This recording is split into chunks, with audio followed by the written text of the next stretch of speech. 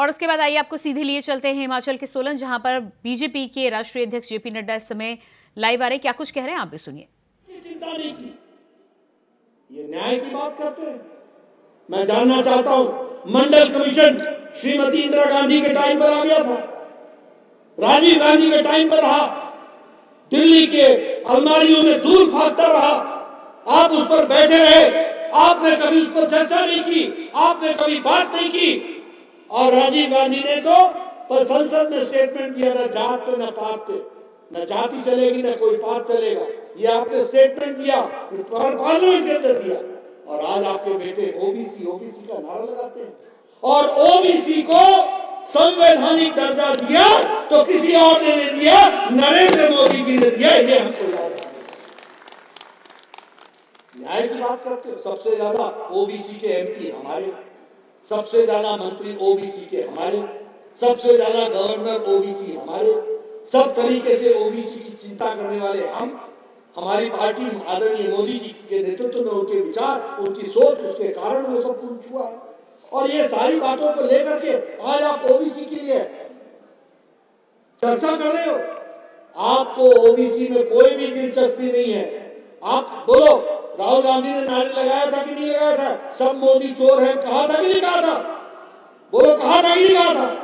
और फिर कहा कि मैं माफी नहीं मांगू।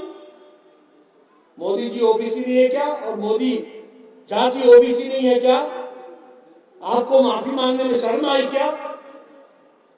आप न्याय की बात कर रहे हो, आप जोड़ने की बात कर रहे हो।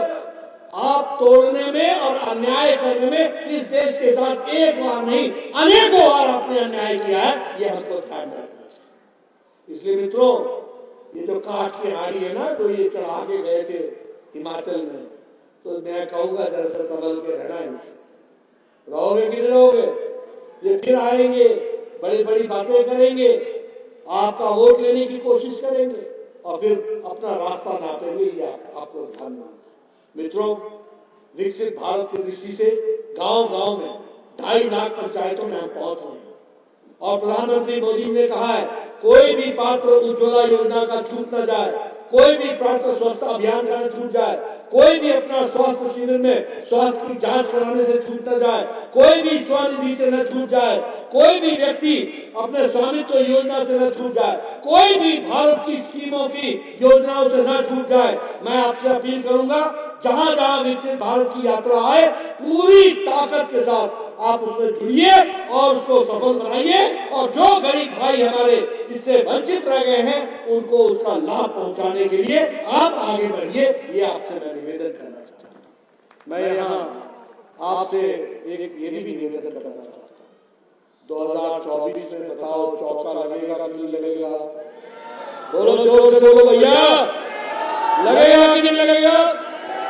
अच्छे से लगेगा कि नहीं लगेगा? एडवांस बुकिंग हो रही है कि नहीं हो रही है?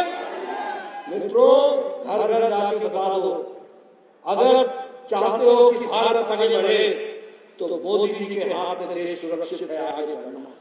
अगर चाहते हो कि भारत विकसित भारत बने तो यह आवश्यक है कि प्रधानमंत्री मोदी जी इस देश को लंबे समय तक आगे बढ़ाएं।